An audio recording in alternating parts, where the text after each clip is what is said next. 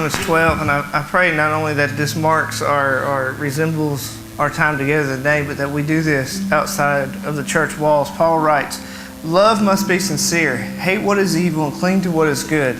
Be devoted to one another in love. Honor one another above yourselves. Never be lacking in zeal, but keep your spiritual fervor serving the Lord.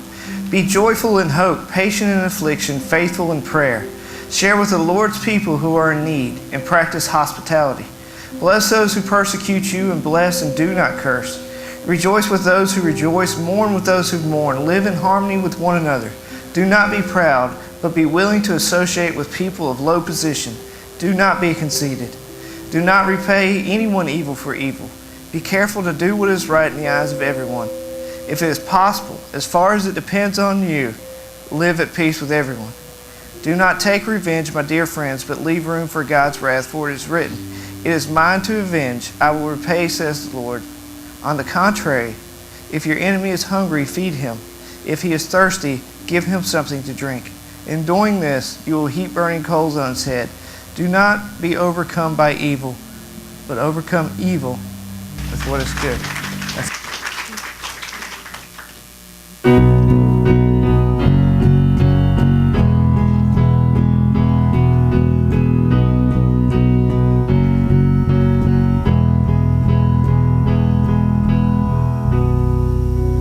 Draw me close to you. Never let me go.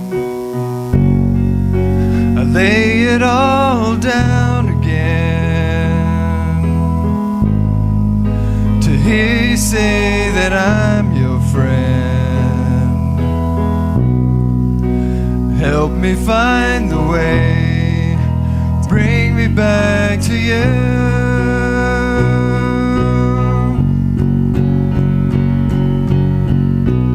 You're all I want. You're all I've ever needed. You're all I want. Help me know you are near. You are my desire. No one else will do, 'cause no one else can take your place. To feel the warmth of your embrace. Help me find the way, bring me back to you.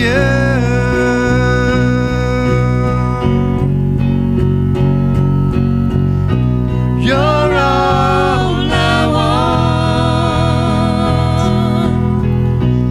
You're all I've ever needed. You're all I want. Help me know you are near. Draw me close to you. Never let me go. I lay it all down again to hear you say that I'm your friend. Help me find the way to bring me back to you.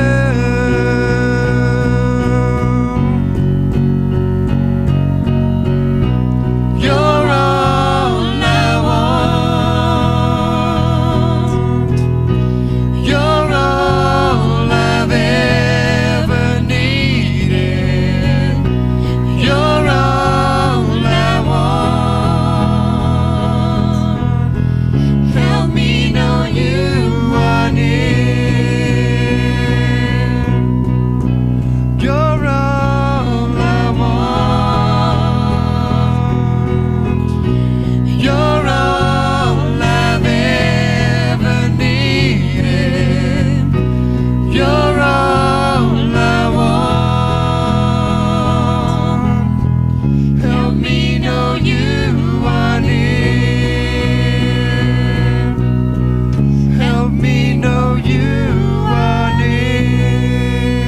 always see a man bring a purse to preach.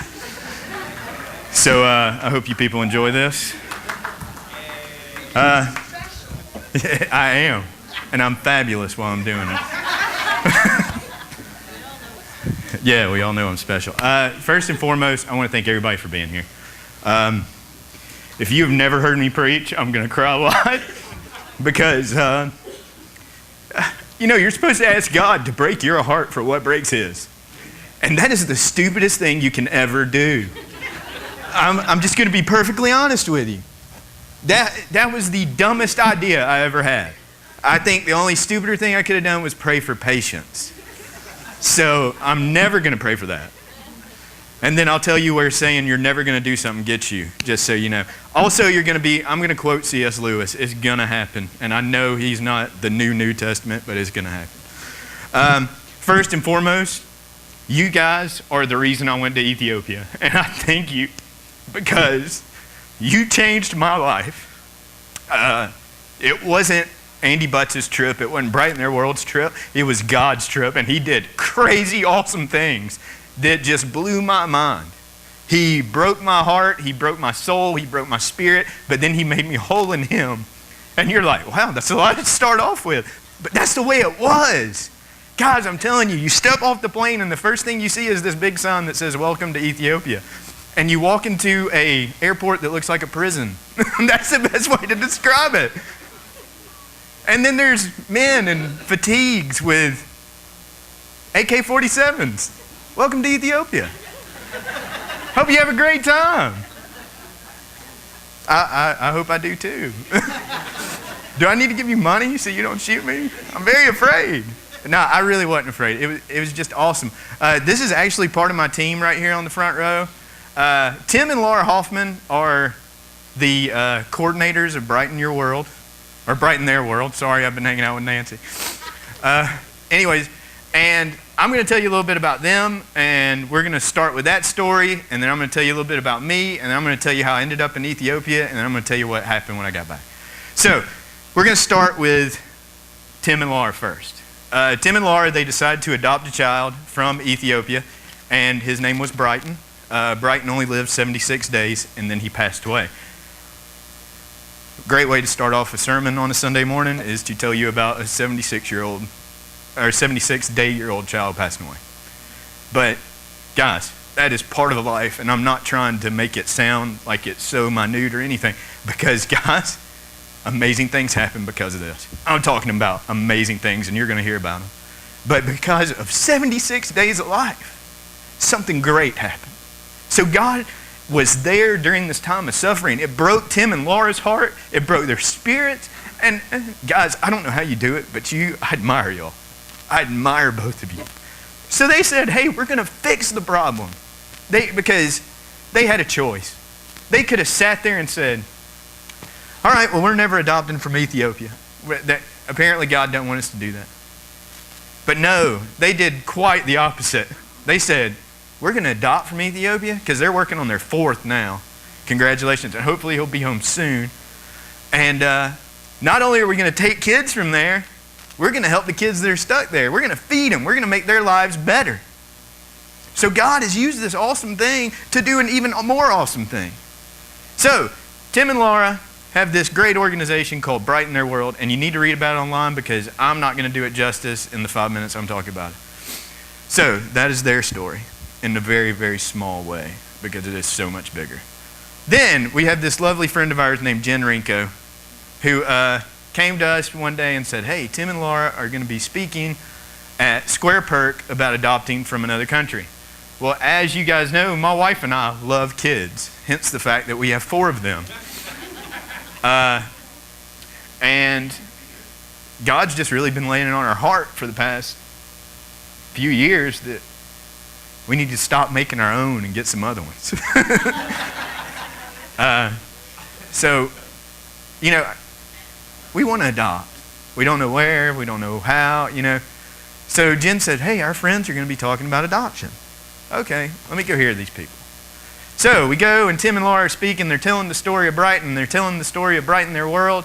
And then Tim says, hey, we're going to have a short-term mission trip in about a year. and it's going to be mind-blowing, but, you know, a lot of guys don't come on it. And to be perfectly honest with you, that's the last thing I heard Tim say. Because the Holy Spirit was like, Andy, you're a guy. It's like, I know that. I'm very well aware of this. Huh? And, yeah, it did make me cry. I was like, because now I told God I was never going on another mission trip again. I went on a mission trip a few years earlier with a church that I worked at, and I had to leave a kid in Mexico because she had to have an emergency appendectomy. So when I got back to the United States, I said, God, I am not doing missions. We all know I'm not cut out for missions. I'm glad we both saw this. We've come to an understanding. Thank you. God was going, okay, we'll see. So 8 years later, I'm listening to these people speak, and he says, guys don't go on these trips. Why? Why are guys not going on these trips? The Holy Spirit said, well, Andy, you are. It is time for you to go. And I said, God, you know I don't want to go. I love to travel, but not for you. You're awesome. You've saved my soul. I adore you, but I just can't go to another country for you. And he said, you're going. And I sat there, and Tim kept talking, and Laura kept talking. I have no idea what they said, but I was arguing with the Holy Spirit. It was a total Jacob and God moment, except I did not win because I ended up in Ethiopia. And technically I did win, just like Steve said, because awesome things happened. First thing we do, we land at this airport after traveling for 27 hours. I lost track of time, guys. It really doesn't make sense what days were there, because we were actually in the year 2005 in Ethiopia, but they were only on a 10-month calendar. I'm really good at math, but it doesn't work there. So anyways, the first thing we do is we go to church when we get to Ethiopia. Go figure. I was like, this is going to be my first time off from church for so many years, but it didn't work that way. And we heard this guy speak, and it was just good to be in big church. That's what I call it, because I'm upstairs with kids most of the time, but it was just good to be in big church. So then we went and we ate lunch. Then we went to the transition home, and we got to see Laura and Tim's beautiful son, Zechariah, who is cute as a button. And guys, you need to go on Facebook and look at pictures of this kid, because he's awesome. He's not even mine, and I'm proud of him. But anyways, and then after that, the next day, we went to Kebba Betzai Orphanage for the first time. And you want to talk about walking into a place and God just slapping you in the face? I mean, that's what happens. Because you see all these kids, and in Ethiopia, at an orphanage, it is very hard to tell if you are talking to a boy or a girl, because all the clothes get thrown into a huge pile, I believe, and then they take a kid, throw it in there, and whatever the kid's got attached to it when it comes out is what they dress them in. I think that's the way it works. I'm not real sure. I never got to see the process, but that's what I'm leaning towards. But I don't know how to describe this. I was going to bring pictures, but pictures aren't going to describe what I felt, what I saw. They're going to give you a great idea, but I'm much better with my words than I am saying, hey, this is a mountain. Because I stink at stuff like that. But the look in their eyes, I mean, the first thought that popped in my head is like, hey, white people are here to see us. That is the first thing that I thought. I don't know why, but they were just so excited. I mean, the look on their face, man, it was heartbreaking to start off with. I'm supposed to be going there to share God with them and supposed to be changing their life. That's not the way it works. God changed my life. And I really thought, once this was all said and done, I was going to be done with Ethiopia. I may be done with Ethiopia, but it's not done with me. I don't know why. I don't know what God has planned for me in this great big scheme of things. But guys, these kids, they have nobody. Nobody. And you know something? That's how we all are spiritually. Spiritually, we have nobody except for God, who's going, hey, come to me. I love you so much. And that was our job. We were supposed to show them, hey, God loves you so much. And you know something? We're not going to sit here and preach to you out of the Bible. We are going to kick a soccer ball around. I'm going to teach you how to play thumb war. Guys, I took thumb war to Ethiopia. I think they're having like a national championship. In 2006, though. But, guys, teaching a kid to play thumb war, I'm talking about double fist and thumb war here. You're playing one kid over here and another kid over here. I'm undefeated, just so you know. I probably shouldn't brag about that, but I am. But, guys, we went there and we saw these kids, and these kids are considered unadoptable. Am I right?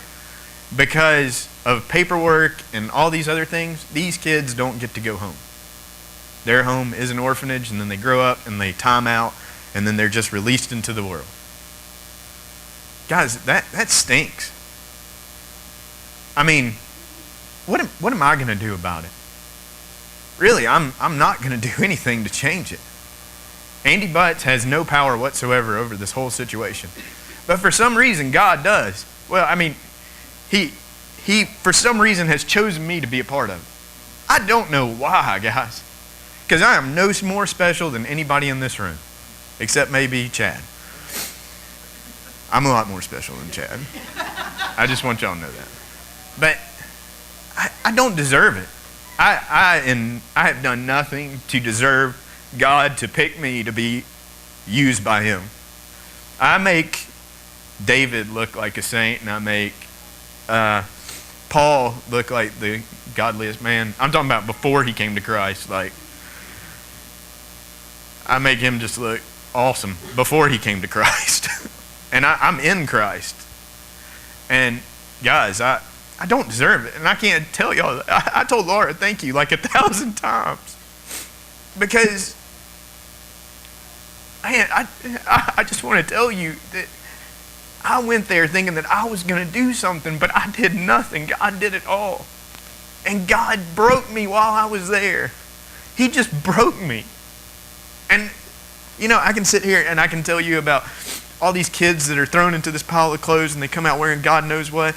And then, you know, we played with them, we blew bubbles, we gave them stickers, you know, and we just had a good time. Just loving on them, holding them. Touch is something that they don't get a lot of. And just to give a kid a hug, man, that was mind-blowing to them. Mind-blowing. And it shows me how much we take for granted. Like, I know when I come home from work, my 4 kids are going to be there, and they're going to bug the ever-living crap out of me. But I just want to sit there and rest. You know something? I've totally changed my way. I don't want to sit there and rest. I want to spend every waking minute with my children and my wife. I want to spend every minute with my friends and my family. And I want to tell y'all that God is awesome. I want to tell you about the great things that he can do. And that's all I want to do. I want to share his gospel. I mean, I did before, but now it's like God just lit a fire under my butt, if I'm allowed to say butt in the pulpit. I'm not. Edit that. But he has lit a fire under me, and he has told me to go. I mean, he said that. Like when we were doing VBS this past week, you know, Lori said, hey, we need to take it to the neighborhood. I was like, I don't know, Lori. Do you know what a logistical nightmare that is? Logistics aren't up to me, guys. They're up to God. He taught me, back up, and he's in control. Just do as he says. I need to go where he is doing work, not where I want him to go do work with me. I need to follow him. Stop saying, God, come over here. I want to do this. Because, guys, I could go to Ethiopia by myself and be like, okay, I'm here, God. What do I do? And I would probably just stand there because I wouldn't get out of the airport. I'd be like, I'm afraid. But no. Brighten Their World is doing an awesome thing. God is blessing that ministry, so I went with them. But now here's the flip side of it. Okay, I've told you about orphans and heartbreak, and it's even worse than I can describe. And I wish, look guys, I'm praying that each and every one of y'all goes on a mission trip before you die. That has been my number one prayer. There's a pastor at this church, and I forgot to write his name down, but like, that is his goal with his congregation. That everybody in his congregation goes on a mission trip. I don't know how it works at that church. I don't know if it's like, hey, welcome to Journey Church. Here's your plane ticket to Ethiopia and our 101 course. I don't know if that's the way it's going to go down. I kind of wish it would. I think that'd be awesome. But no, I think that everybody should get out of their comfort zone and they should go to a country where you don't speak the language and you're scared to eat the food. That wasn't a problem for me because I'm not afraid of anything food-wise. Except for macaroni and cheese. It just terrifies me. Anyways, and I think you should do that. And I think you should share the gospel with people. Now you're thinking, okay, Andy, we got people here. Yes, there are people here that need the gospel shared with them. We were doing that this week. I don't mean forget about your backyard and then just go across the world. We still need to share the gospel with people around us. It's a great thing, guys. How wicked of us would it be not to share the gospel to the people in our backyard? It would be horrible. We'd be condemning them to hell. That's not up to us. That's between them and God. Guys, we have this great gift that God has given us, and we need to share it with everybody. But now, on the bright side of things. Actually, no. We're not going to get on the bright side of things. Because when I went on this trip, I was like, God, what do you want me to do with orphans? So I started researching orphans biblically. Go figure. That's what you're supposed to do when you have a question. So I said, all right, what does God say about orphans? How does God feel about orphans? He executes justice for the fatherless, aka orphans, and the widows. He loves the foreigner, giving him food and clothing. So he executes justice for orphans. You want to talk about who got a raw deal? An orphan. But God has taken up for them. In Exodus chapter 22, verses 22 through 24, you must not mistreat any widow or fatherless child. If you do mistreat them, they will no doubt cry to me, and I will certainly hear their cry. My anger will burn, and I will kill you with the sword, and then your wives will be widows and your children fatherless. I probably shouldn't get a lot of joy out of this verse, because it is pretty gruesome, but I do. Guys, there are orphans that go to bed at night in the United States, in Ethiopia, in China, everywhere, that they realize that they don't have the best life in the whole world, and we need to give them something, someone to cry out to. And God is saying, cry out to me, because I will take care of you. I got your back. How awesome is that? God has their back. All right, how should we treat orphans? That was my next question. Learn to do what is good, seek justice, correct the oppressor, defend the rights of the fatherless, and plead the widow's cause. Isaiah 1:17. Well, if God loves orphans, I'm supposed to be like God, so apparently I'm supposed to love orphans too. Not that I hated orphans beforehand or anything. Let's be clear on that. All right, so here's my next question, but we're going to save it for last because it's a really good question. Now, while we were there, we also went to another place. It was called Adara. I have to think of all the places. And the ladies at Adara were just awesome people. And when I say awesome, I mean awesome people. Guys, the people in Ethiopia, first off, they are like the most beautiful people in the world. I mean, like physically, they are just beautiful people. Inside, they are beautiful people. They want to share everything they have with you, and they have nothing. I mean, are we like that? How many times do you watch your kids when they have a friend over and they go, "Oh, you can't play with that toy"? Why? Why are our kids like that? I almost went off the deep end after watching my kids argue about a toy. I mean, you just can't turn around and yell at your kids and go, "There are kids in Ethiopia that don't have any toys." But I want to. Guys, this stuff does not matter. These clothes don't matter. The cars that we drive don't matter. And I really got a full picture of that. And I know I'm kind of skipping around a lot, but there's so much for me to unload, and this is the first time I've really talked about it. So it'll probably, I hope you don't have a pot roast in or anything, because it's going to burn. Okay, the people at Adara is in a location called the Kora region, and what Kora is it's just a big dump. It's where all the trash in Addis goes, and I mean, the people, they just dig through it to find metal to sell, food to eat, just anything that they can make a living off of. So Adara, who is just an awesome organization, has opened up a daycare, basically, that these kids come to while their parents go out and they work.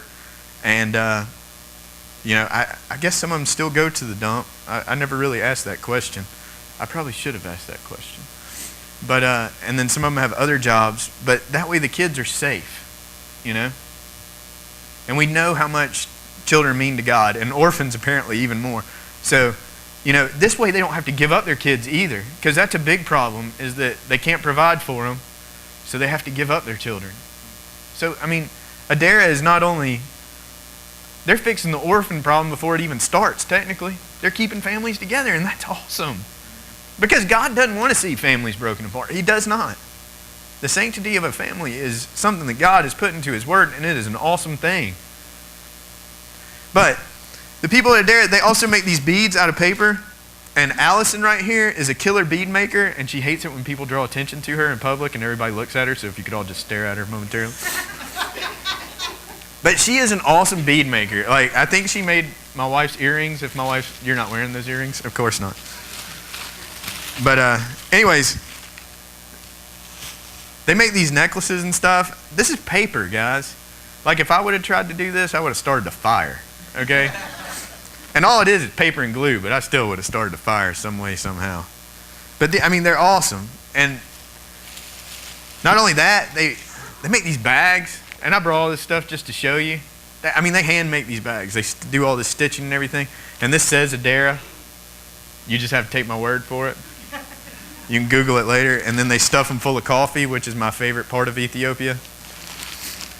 Because I love coffee. I'm not kidding. So that's what they do at Adara. And the kids there, man, they were so much fun because we would just kick balls around with them. Oh, and the people that brought soccer balls, guys, you have no idea what a new soccer ball does for somebody. To us, how many of us just, our soccer ball popped, we're going to run to Walmart. It's very easy for us to fix that problem. There, a soccer ball is a big deal, or a football as it is called over there. But when we went to the transition home, there were some older kids, so I took a soccer ball and we were kicking it around, and they tried to give it back, and I was like, no, you keep this. And the smile on that little boy's face just melted my heart. And he's got a family that he's going to go to soon, which is awesome. But still, just the fact that he was like, really, for us? That's what his expression said. Are you sure? Yes, this is yours. I got a soccer ball back home. Take this one, it's shiny and new. Kick it. Have fun. Play with your friends. Love on each other. And that's all it was. It wasn't anything like, here's the soccer ball. Let me tell you about Jesus and how amazing he was. He was a great guy. He did all these miracles. Which, that's very important stuff. But just by the simple action of, hey, here is a soccer ball.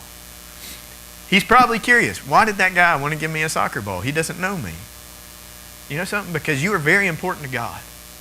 And if you are important to God, you are important to me. So the kids at Adara, they love soccer balls. Then we also went to a place called Embracing Hope. There's a lot of hope here and a lot of names of organizations, and it's very confusing. Because we had this lady on our team that kept messing up the names of organizations. So we kept making a joke like Brighten Their World was Enlighten Your Universe, and Embracing Hope was like Hugging Peace. So I got all that in my head. You'll have to deal with me. So at Embracing Hope, they do the same thing that Adara does, but they fill up a whole house full of kids. And we were told, when you go in here, you're going to be attacked by the kids, especially the men. And Jennifer Rinko was there with me. I knelt down on the ground because this kid came running at me. I was going to give him a hug, and then there was 30 of them. And 32-year-olds weigh a lot. I'm a big guy. I don't have long arms, but I couldn't wrap my arms around all of them. But they squeezed themselves in. I think I broke a couple of ribs. But so I was able to, everybody was touching me some way, somehow. It was really weird, but it was awesome. Because that's what I picture heaven like. Like Jesus is going to be like, hey guys, here I am. And we're all going to be like, oh, I'm touching them first. That's why I started running 5Ks, because I want to be faster than y'all. When I get to heaven, I want to be like the first one there going, na na na na boo boo. Anyways. But I think, and just that, hey, here's a man, he wants to hold me. Guys, how many times do you hold your own kids? We take that for granted. You get to hold your kids. And then there are kids around the world that don't get held. That stinks. And that's something that has been weighing heavy on my heart. Everybody deserves a hug. And I know that sounds like very cliche or whatever, but it's not.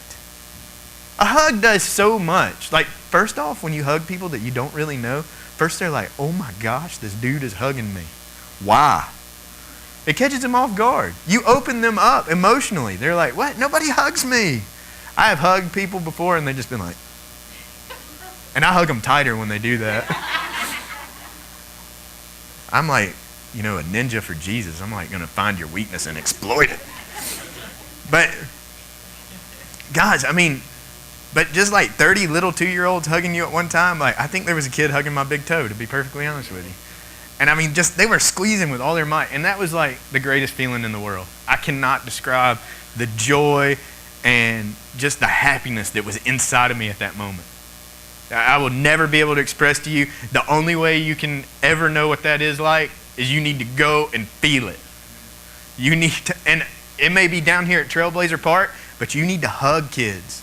Not like, you just need to hug them. They need to know that they are loved. Because that is our job. I once heard somebody say that you may be the only Jesus that somebody ever meets. And if you read the book of 1 John, apparently God is love. It says that I think 45 different times. And I think there's only 42 verses in John. I'm not real sure on the verse count or anything like that, so don't take that as gospel truth. But God is love is the main theme. And guys, that is what we are supposed to be. We are supposed to be the embodiment of God's love. We are supposed to hug people. We're supposed to help people. If you see somebody without a shirt, you are supposed to give them your shirt. Because you got another shirt back home. I happen to be wearing 2 shirts today, so if anybody needs a shirt, I can give you one. Because my wife would be mad at me if I was walking around shirtless. She'd be like, stop. But that's what we're supposed to do. We're supposed to share everything we have with others. So, we went to Embracing Hope, and guys, they were crazy cool because they made these baskets and other stuff. They made more of the paper beads. But let me tell you something about Embracing Hope that just kind of blew my mind, which I haven't got to yet. Everybody that made something, they put their name on it. So you can write them a letter just saying, hey, I bought your basket. I think it's really cool, and thank you. And they say that when they read the letters to those ladies, their eyes get wide and they get these big grins. And you would talk about the prettiest grins in the world. Ethiopian people do not smile. Like when they take pictures, this is it. So, seeing them smile is a big deal. And I got to see a lot of Ethiopians smile, and it was awesome. So they make these awesome baskets and stuff. And guys, is this banana fiber too? This is banana fiber. I don't really know what banana fiber is, but it makes really good baskets to put bananas in. Go figure. So, then after that, we spent 2 days there, loving on kids and being loved on ourselves. And I'm telling you guys, when you go somewhere and you think, okay, God's going to use me to do this, it's not all about God using you. He is totally going to change your life. Because you go in there thinking, oh, I'm going to change lives for God and all this. No, He is. That whole potter and the clay thing, man, it made so much more sense to me now. Because as soon as I'd walk in these places, I was like just a big pile of Play-Doh, and God was like, watch what I'm going to do to you now. And I felt it. It was just, guys, the power of God is amazing. It just blows my mind. I get excited talking about it, as you can tell. So, anyways, then after that, we went to another place. It was called Connected in Hope, Ethiopia. And now this is an awesome organization because there's a place called Mount Entoto. Make sure I got that right. Did a little geography study before I went there. And Mount Entoto is about 10,000 meters. Is that what it was? 10,000 feet? 10,000 feet above sea level. Now, the city we were in was 8,000, so you're talking about an extra 2,000 feet here, and it's very steep. But there are women there that they walk up to the top of these mountains, and there's eucalyptus growing everywhere. They are not allowed to cut the eucalyptus, but they're not allowed to cut it. But they're allowed to pick it up off the ground. Or some of the women, they pick up what is called fuel wood, so just scraps of wood. And they put these bundles on their back, and they carry them down the mountain, and each bundle weighs about 75 to 80 pounds. And most of them do it with a kid. So imagine if I said, all right, Cassie, it's time for you to go to work picking up eucalyptus. have fun with the kids. We got 4 kids, and our kids are crazy. So, I mean, could you imagine Cassie trying to walk up a mountain with all 4 of our kids? Could you imagine Lori trying to go up to the top of the mountain with Ethan and Emma and then carry down a 75-pound bundle? So what Connected in Hope in Ethiopia has done is they have actually opened a weaving thing, looms. So these women can make another way of life. So they're not doing this backbreaking work. Because once they come down, they only get like $1.25 for all that. $1.25. That is it for a full day's work. Guys, that is mind-blowing right there. Because they work a lot harder than I do, and I'll be the first to tell you that. They deserve to make triple what I make easily. But anyways, Connected in Hope, they have these ladies. And the first place we went to, man, those women loved us. I don't know why they loved us, but they made us coffee and popcorn. And like I was hugging them, and they were smiling, and we're just having a good time. I don't speak their language, but we had a translator, thank God. But I mean, just the connection that you make with somebody, even though you don't speak their language. They knew that I cared about them and I loved them. Not because Andy Butts is a great person, but because God has changed me so that I care about what he cares about. But these ladies, they make these scarves. I'm going to tell y'all something. Watching them make a scarf is crazy because we all know that I'm not crafty at all. Like I said, paper beads would have started the fire. Weaving a scarf, I probably would have killed myself. But no, I mean, like, look at that. If I tried to do something like that, guys, it'd be horrible. But then they take these and they sell them, and then they're able to make a living for their family. And I mean, just some of the scarves they make are beautiful. Like this, I don't know how they do it. And we're actually, the lady that is over Connected in Hope, her name is Pam, and they do scarf shows. Oh, and they also made this bag. It's made of banana fiber too. I got it for my wife to take to the beach. So, but and everybody makes coffee there, which was awesome because I love coffee, like I said. But just when you go into these places like Connected in Hope, you see this. Everybody has hope in their eyes, and I know that sounds really silly saying it because it's called Connected in Hope, Andy. Duh. Yeah, it is called Connected in Hope, but they have this hope. Like they have been given a second chance at life. Guys, these people were digging through the garbage 3 days ago, and now like they're selling bread on the side of the street. I mean, that is like a huge change. That's like me going from, wastewater microbiologist to, president of a Fortune 500 company. I mean, that would be the best way to describe it in my words. But these ladies, I mean, they're so full of joy. Like I'm really having a hard time putting this into words. And Chad's like, Andy, hurry it up. I got a roast in the oven. But, I mean, guys, they want to share it with you. They had nothing, now they got a little bit of something, and they want to share it with you. Hey, look at what I can do. And now some of these ladies have gotten really smart. They hire men to do the weaving for them at a cheaper rate. Talk about capitalism, baby. I love it. So, that's what I did in Ethiopia. And actually, it should be titled, That's What God Did to Me in Ethiopia. Because, I mean, guys, he just broke me. And I know you're like, okay, well, I don't want to go on a mission trip. No, you want to be broken. Guys, you can go through life and you can look at it as, okay, what's important to Andy? What do I care about? And it used to be with me, hey, I want to make sure that my wife has a nice house, a nice car to drive. I want my kids to have everything that I didn't have as a kid. I want them to be happy. You know something? None of that matters. That's useless.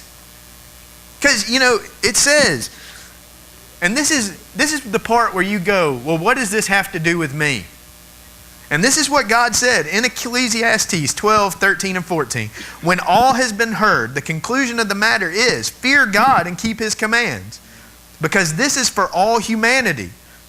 For God will bring every act to judgment, including every hidden thing, whether good or evil. Guys, we have to stand in front of God one day, and He is going to judge us for our good and our evil. Now, just so you know, if you're behind me in line, it's going to take you a long time waiting, because I've done a lot of bad things. But guys, I'm changing it so I do a lot of good. Not for me, but for God. Because you know something? None of this matters. It's souls that matter. It's people that matter. God is a people person. He created us so that we can glorify Him.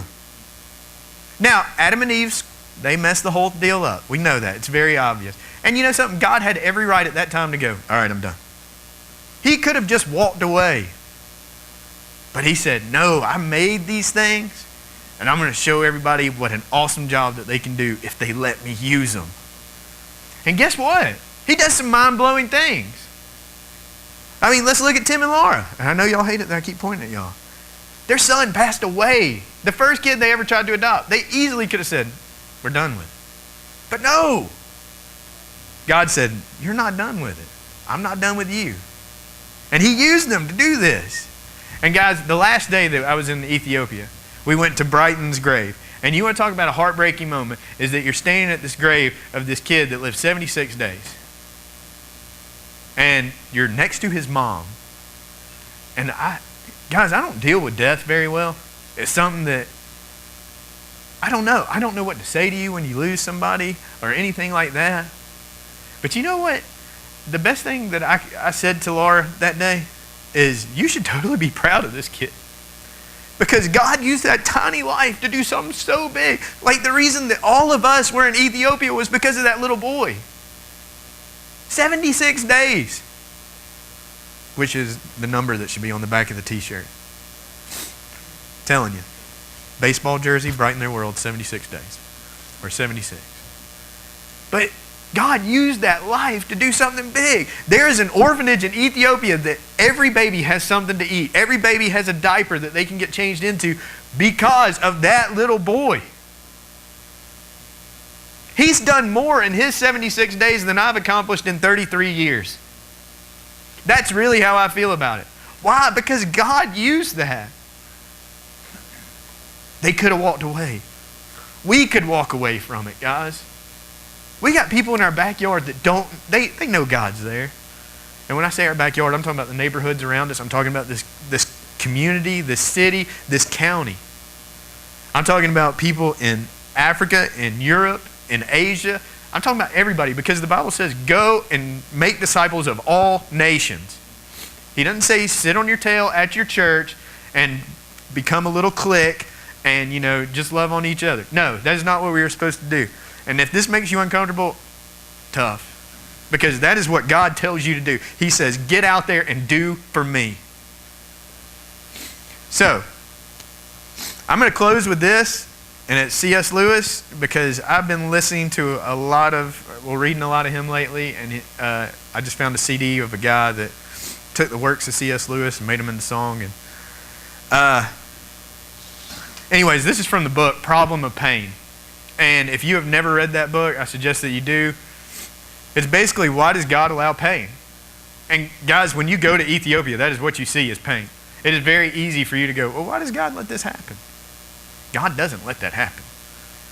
That is man that has done that. We are the ones that messed up His perfect creation. But this is what C.S. Lewis says. He says, for you will certainly carry out God's purpose, however you act. But it makes a difference to you whether you serve like Judas or like John. And guys, when I stand before my dad in heaven, and I'm talking about God, I want Him to say, you were a John. Because you know something? He tells us in His Word, I'm going to use you, like it or not. But you have a choice. You can either be used like Judas was, to betray his son, or you can be used like Paul, to spread the gospel to all nations, or you can be used like John. One of my favorite people in the Bible is Andrew, because every time you see Andrew, I think he was the hyperactive disciple. He has somebody with him. He's like, Jesus, look who I found. I found this little boy. He's got some fish and bread. We can feed this to people. Jesus is like, how many fish and bread do you have? He's like, I got just a couple to feed my family. All right, that's good. Andrew was never worried. He wasn't like, oh, this won't work. I need somebody else. He just found somebody with food and said, hey, here, God. That's the way we need to be. God says, hey, I need somebody that can, sing really well. Obviously, he's not talking to me. Hey, Charlene can sing really well. I know where she's at.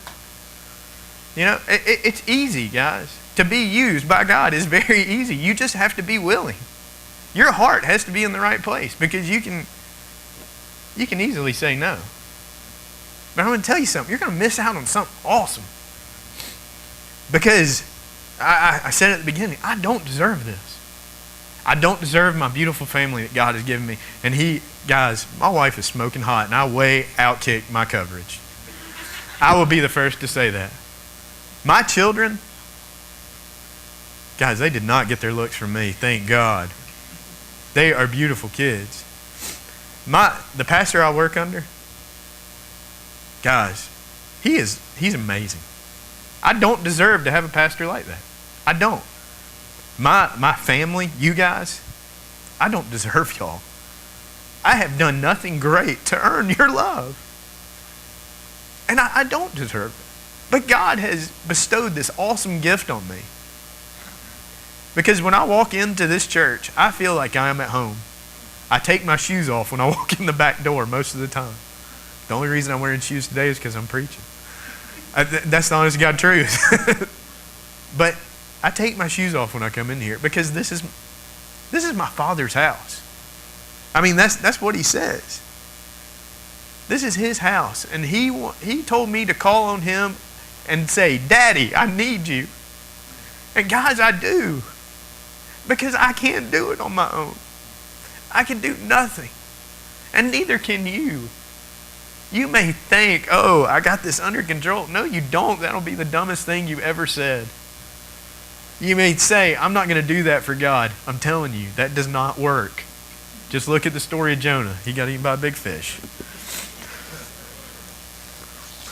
But guys, you have the choice.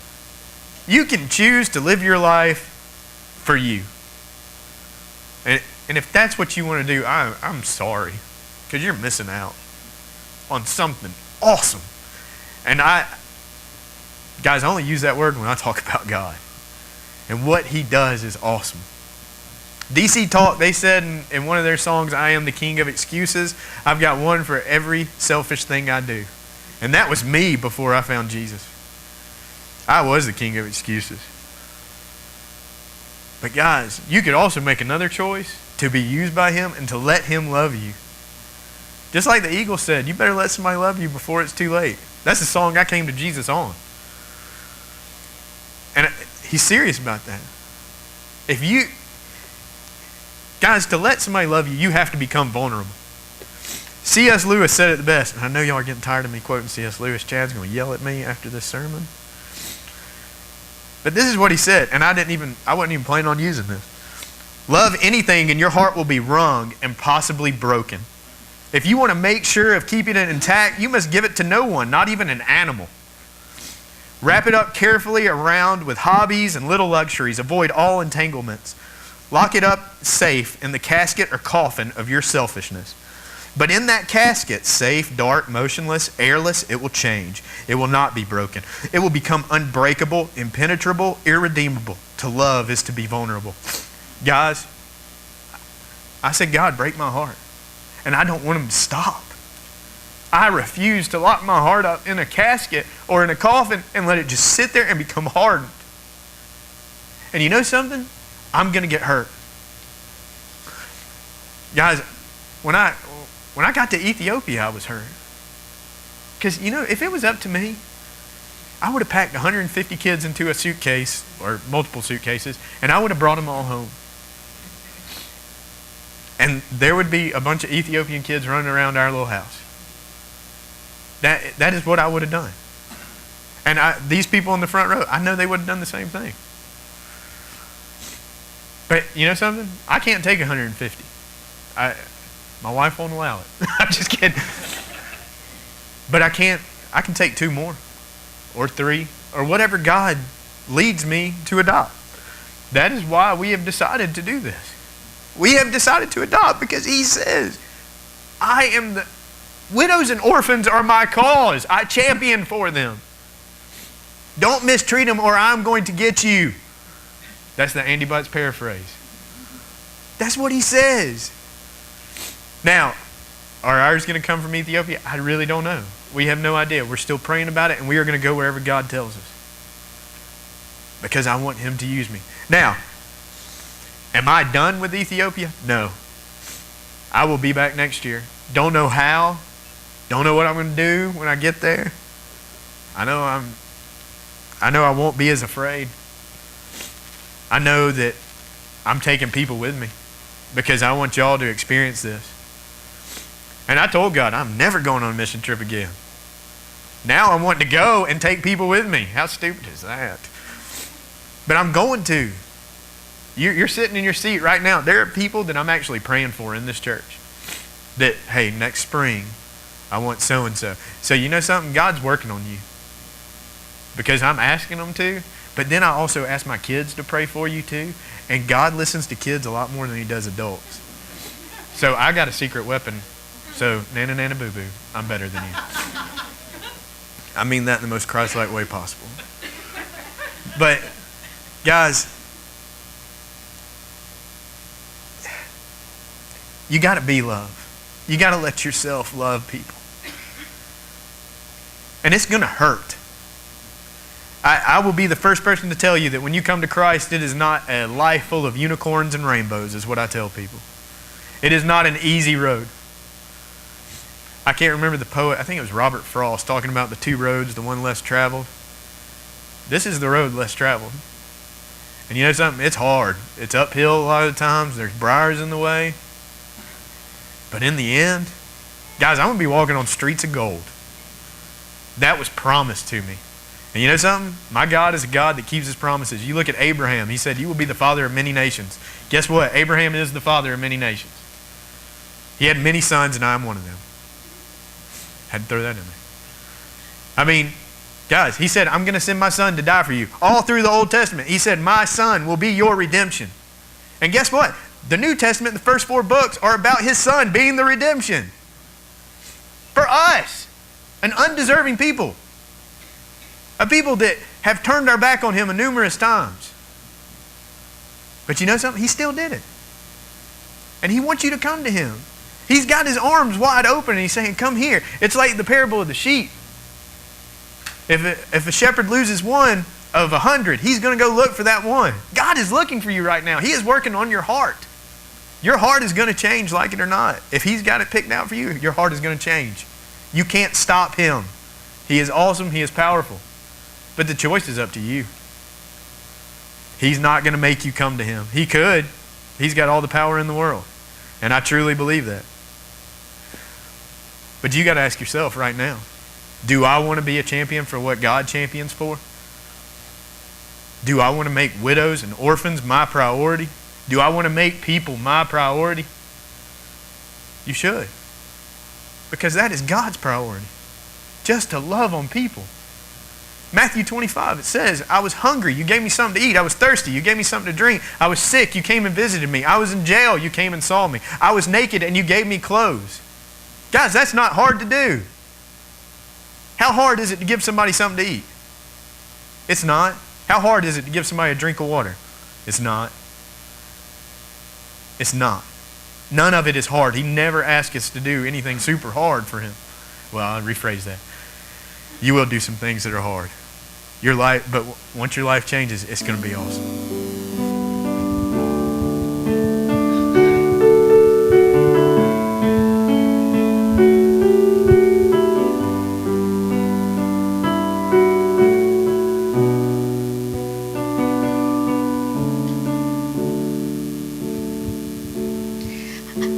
I'm giving you my heart and all that is within me. I lay it all down for the sake of you, my King. I'm giving you my dreams. I'm laying down my rights. I'm giving up my pride. for the promise of new life. And I surrender all to you, my all to you. And I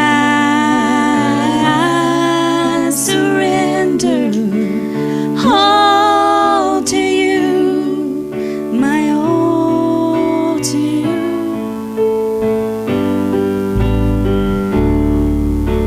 I'm singing you this song, I'm waiting at the cross, and all the world holds dear. I count it all as lost for the sake of knowing you and the glory of your name, to know the lasting joy, even sharing in your pain. And I surrender all to you, my all to you. And I surrender all to you, my all to you. And I surrender all to you, my all to you. And I surrender all to you, my all to you.